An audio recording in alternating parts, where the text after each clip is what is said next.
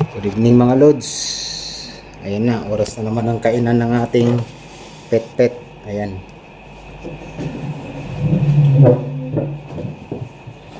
Ayan, kita nyo ba? Mga lodi, pit natin. Pet. Kainan na tayo ha. Oras natin ay, anong oras na ba?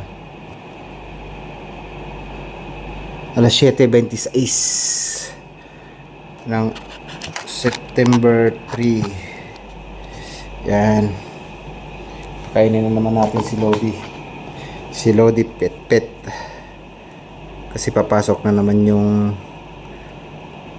uncle mo bukas. Tapos bukas kakain tayo ulit bago ako papasok, no? Dali. Kain na. Parang pipi ka talaga. Ang hina ng boses mo eh. Ang tono, ang tawag ito? Ang hina ng ano niya, honey. Nga na. Kain na tayo. Para busog ka na matulog, no? Kala ko talaga nabulag si Pit mga lods. Yung pala, yung yung saging, may ano siya, may tawag nito, may dumikit sa bandang mata niya. Yan, tuloy natin. At si Pit lumalaki na. Salamat pala sa mga nag-comments na shout out kay Boss Tagalog Fernandez. Salamat boss sa comments. Lumalaki na nga boss eh. Yung dati nating kasamahan dyan sa Fiber Home, sa PLDT Fiber Home. Kumusta dyan boss?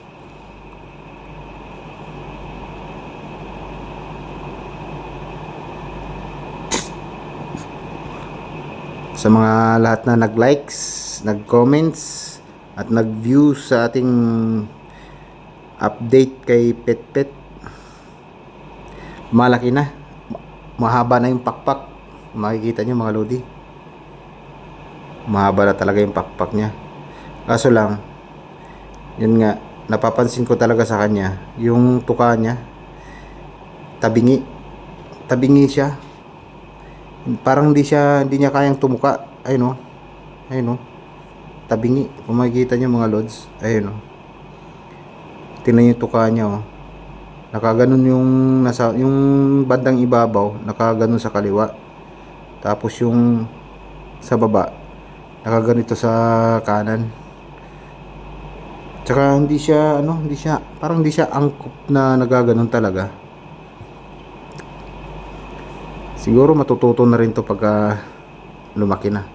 Pero sa ngayon kailangan talaga niya ng alalay natin.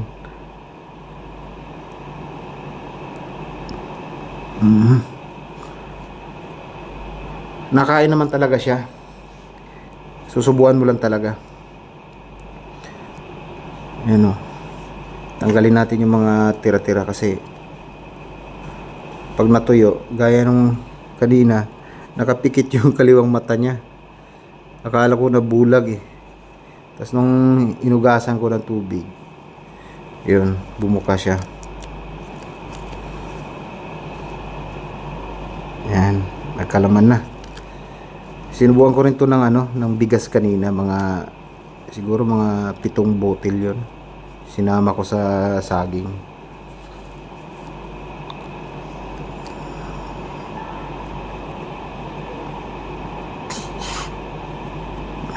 Uy, di na shoot.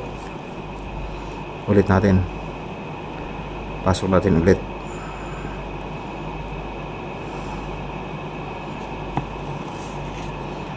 Di pwedeng di daan dito mga lods kasi ang hirap. Kasi hindi niya kayang, may time na nganga siya ng kusa, pero gabihira lang talaga.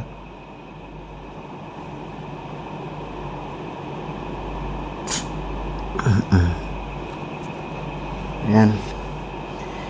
Mabubuhay at mabubuhay ito si Pet kasi nagkakalaman yung tiyan niya. Tsaka nagsusumikap din siya na na mabuhay. Siguro kung di natin to nakita nung sa sulok nung building na pinipistuhan ko, Lods, nung nakaraan, nung September 24, siguro baka kinain na ng pusa to or namatay na sa init. Sobrang init dito, mga Lods, sa Middle East. Grabe.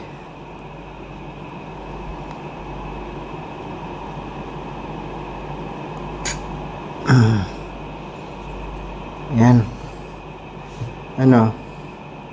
Pakabusog ka. Gusto mo umipot? Kasi pag nakakain to, naipot to eh.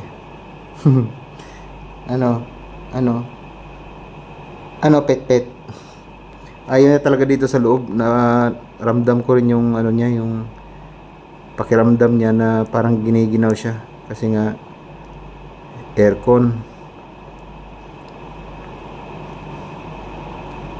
Kaya pagkatapos ko siyang pakainin, ilalabas ko kaagad kasi gusto niya mas komportable siya dun sa klima sa labas.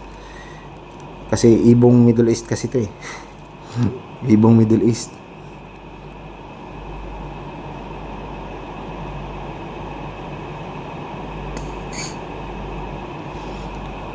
May nagsasabi na hindi daw natuturuan to.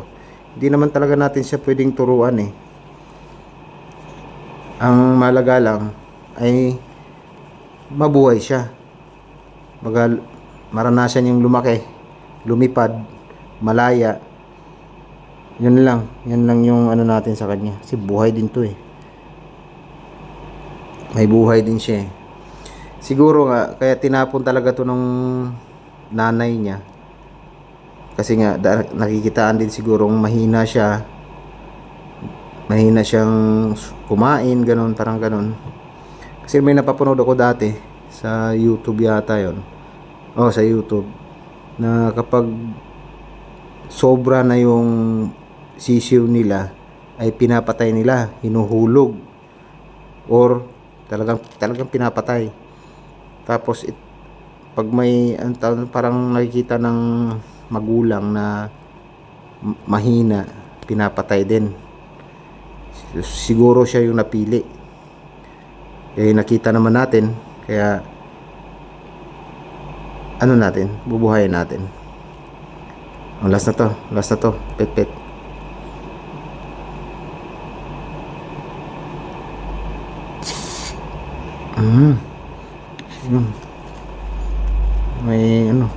May tira. Mas baka mamaya bukas dikit na naman yung mata mo eh. Yan. Ayun na mga Lodi. Busog na si Pet. Ayan o. Kita yung butchi na. Kita yung butchi niya mga Lods. Ayan o. Busog na. Ayan. Yan. Babay na. Magbabay na sa good night na sa mga Lods natin. Na nagmamahal sa'yo. Ayun o. Mga mahilig din sa mga pets dyan. Bye bye. Good night.